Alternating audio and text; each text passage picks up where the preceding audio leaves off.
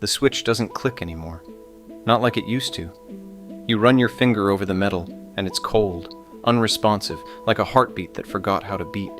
There's a faint smell of oil and rust in the air, the kind that clings to old metal and whispers that someone once cared. You lean closer, and in the yellowed blueprints scattered across the bench, you can almost see it. The tiny little design shortcut nobody wants to talk about.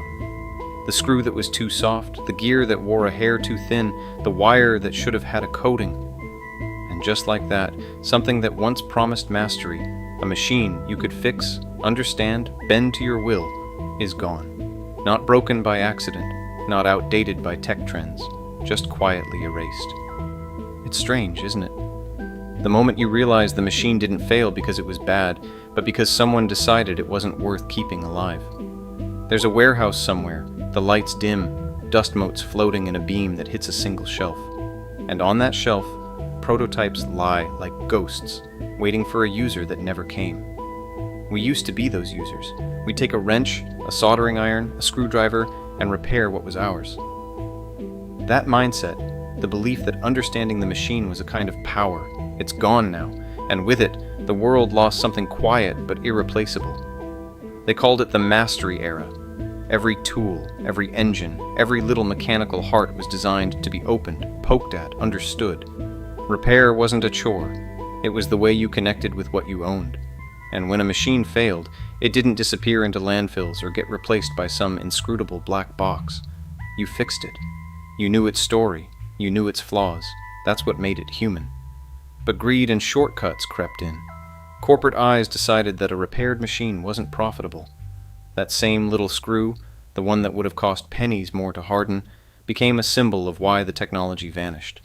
Cheaper to build a new one. Cheaper to make a replacement model that nobody could open, nobody could repair. It was cleaner for the balance sheet, dirtier for the world. The gear clicks faintly when you try it, just a ghost of motion. It reminds you of the pivot point, the exact moment where everything shifted. And it wasn't dramatic. No alarms, no sparks, just a small, almost invisible mistake in design, a corporate memo you'll never see, a single decision that made repair impossible. That's the horror of lost tech. Not that it failed, but that failure became permanent because no one was allowed to fix it. The machine could have lasted decades if we had been allowed to touch it, but instead, it was quietly buried, replaced by something that promised efficiency and delivered disposability. And there's the psychological fallout, the aftermath that no one talks about. It's not just a machine you can't use, it's a skill you can't practice, a confidence you can't cultivate. The world stops seeing the user as a repairer, a solver, a thinker. It starts seeing them as a consumer, a clicker, a replacer. That shift, tiny and silent, ripples out over years and decades. Every vanished tool is a lost lesson in independence. Every abandoned prototype a lost conversation between human and machine. And we never notice it until the machines are gone. That's the quiet terror, not the breakage, not the obsolescence, but the erasure of mastery itself. You pick up one of the old schematics, tracing the lines with your finger. It's intricate, almost beautiful in its intention. Someone engineered this to last, to be understood. And somewhere along the line, someone else decided it didn't matter. That moment, that invisible decision, is the pivot point. The gear that might have lasted generations was replaced by one that breaks. The circuit that could have been traced by hand was covered in epoxy. The instructions that once made sense were rewritten in corporate doublespeak. The user became irrelevant. The repairer became extinct, and with that, the machine disappeared from history. It's not just nostalgia. It's a loss of agency. You can see it in the quiet machines left in warehouses, in garages, in the corners of basements. They're small monuments to a world that expected more from people than obedience. They remind you that technology isn't just about speed or power. It's about who gets to understand it, who gets to fix it, and who gets to keep it alive. And when that control is wrested away, when repair is outlawed by design or erased by greed, what disappears isn't just the machine. It's the possibility of mastery, the chance to touch something, know it, and save it forever. And in that silence, as you let your hands drift over the cold metal, you feel it. The empty space where curiosity used to live. the echo of skill that was abandoned, the lost rhythm of a machine that once had a heartbeat and a user who mattered. Something vanished here, not with a bang, not with a crash, but with a quiet, inevitable erasure that nobody will ever talk about. And that's the hardest part to understand.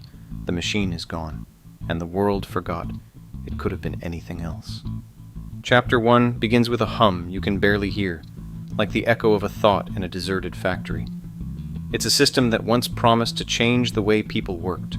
A mechanical marvel meant to last decades, a device you could open, poke at, understand. They called it the modular processor, a tangle of levers, gears, and wires meant to self-correct and self-adjust.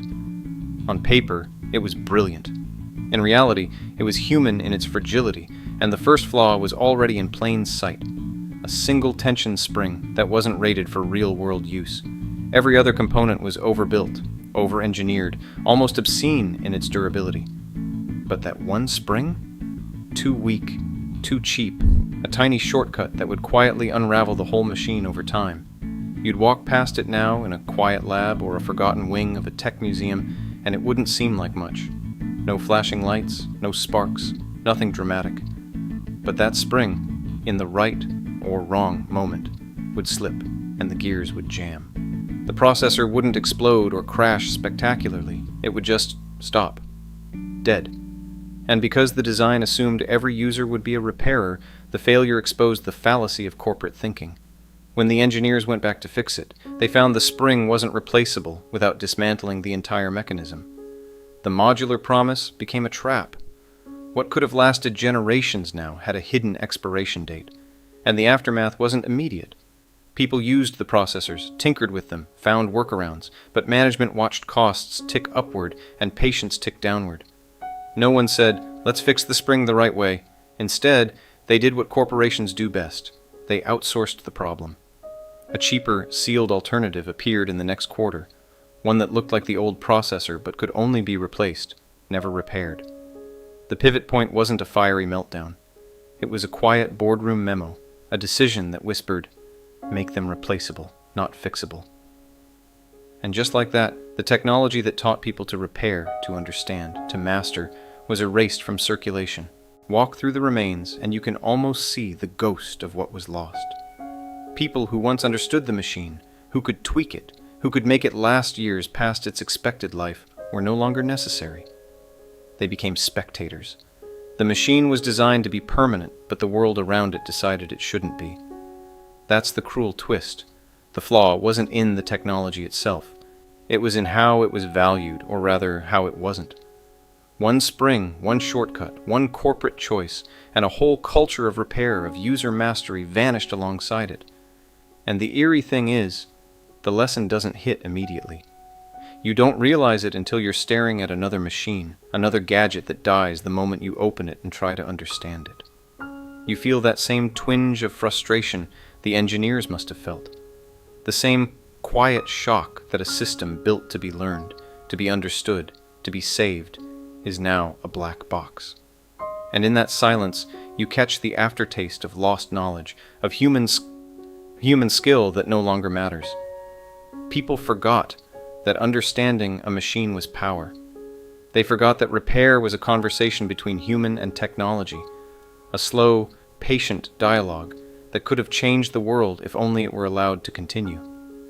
And you think about the users who once thrived in this world, the ones who could open a processor, trace a wire, swap a gear, and make it run like new. They weren't lazy or sloppy, they were engaged, they had agency. Now, every attempt to touch the modular processor feels like a crime against efficiency. The spring that failed, the shortcut that killed it, became a monument not just to lost tech, but to the disappearance of that mindset.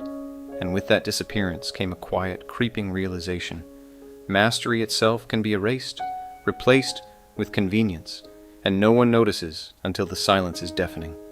You leave Chapter 1, thinking about permanence and fragility, not the fragility of machines, but the fragility of human knowledge when the world decides it isn't profitable. That one tension spring is gone. The modular processor is gone, and so is the idea that users could be repairers, keepers of their own fate. Something that could have lasted decades, even centuries, is now reduced to a footnote, a dusty blueprint, a story whispered in late-night labs. And for a moment, you wonder, if this technology had survived, what kind of future might we have known? You reach out and touch the cold metal of the pneumatic calculator. The surface is smooth but brittle, a ghost of tactile engineering. Imagine the person who once held this, moving levers with a rhythm, knowing the machine better than their own heartbeat. That knowledge is gone now. They don't make machines like this anymore. They don't make machines for people who want to understand. They make machines that are convenient, disposable, untouchable, the spring that broke, the cylinder that warped, the choice to replace rather than repair. All of it is part of a pattern, a design philosophy that rewards forgetting. The aftershock isn't just the machine, it's the skill that vanishes with it, the lost ability to be a repairer, the quiet death of agency. And it lingers.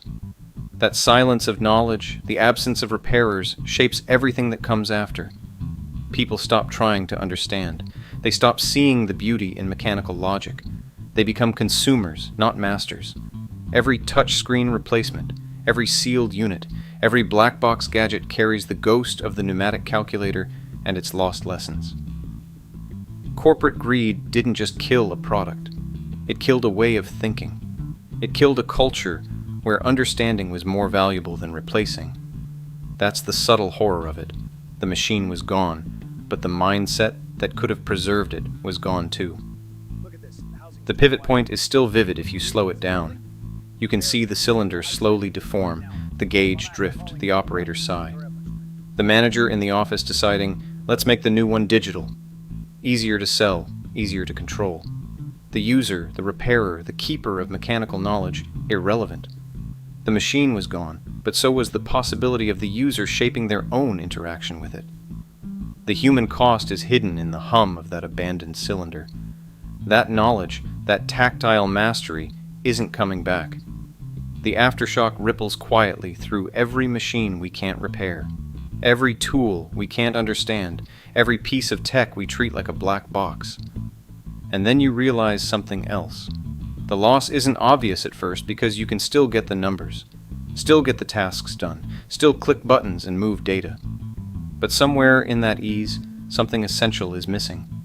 The muscle memory of repair, the satisfaction of mastering a system, the quiet confidence that comes from knowing you could fix it if it broke. All of that vanished. When someone decided profit mattered more than permanence. The pneumatic calculator is a relic now, but it's more than that. It's a mirror showing the world what we gave up. A reminder that knowledge, skill, and understanding are fragile, and if you don't protect them, they disappear quietly, almost unnoticed. Chapter 2 ends with a reflection that lingers. Every sealed unit, every black box replacement isn't just a machine that can't be fixed. It's a lesson we no longer get to teach ourselves. The cylinders that once breathed, the valves that once whispered, the tactile rhythm that once made people feel powerful, all of it is gone. And with it, a whole layer of human capability, erased quietly in favor of efficiency and profit. You leave it there, hissing faintly in the shadows, and for a moment, you mourn the world that could have been. The pivot point here isn't the broken gear. It's the moment when human confidence was broken along with it. Machines that teach, machines that reward understanding, machines that thrive on repair. They need patience, care, and engagement. One slip, one misjudged torque, and the whole ecosystem collapses. And corporate eyes were watching. When a single human error could cost months of production or thousands in replacement parts, the board decided it was simpler to scrap the technology entirely. Replace it with something digital, predictable, sealed.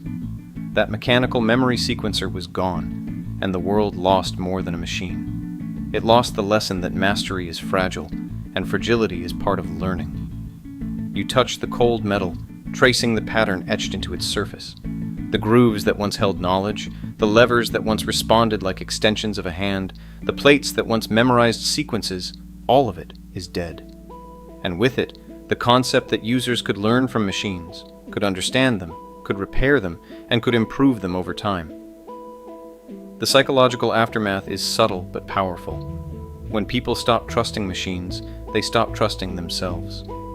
And when the machines that reward understanding vanish, the next generation never learns the skill.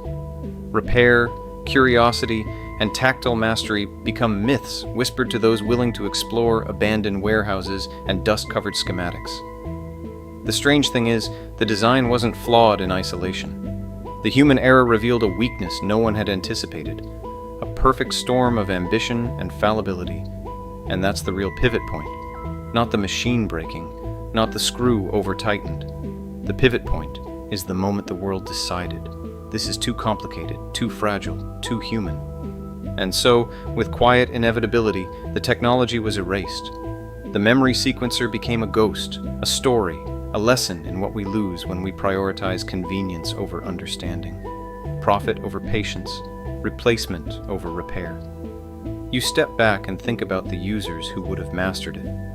Who could have mapped its sequences, understood its rhythms, fixed its errors, and kept it alive for decades? That culture is gone now. The error was small, almost invisible. But the aftermath? Massive. A generation of potential repairers, thinkers, and problem solvers never had the chance to interact with it. And in its absence, the world leans more on machines that you can't open, can't fix, and can't truly know. Chapter 3 ends with a quiet reflection. That single calibration error didn't just kill a machine. It killed a way of thinking, a method of interacting with technology, a mindset that celebrated human skill as much as mechanical ingenuity. And when the memory sequencer was replaced, it wasn't just progress. It was erasure. A future that could have been shaped by repair, understanding, and tactile mastery was lost forever. And the world moved on, unaware of what it had left behind.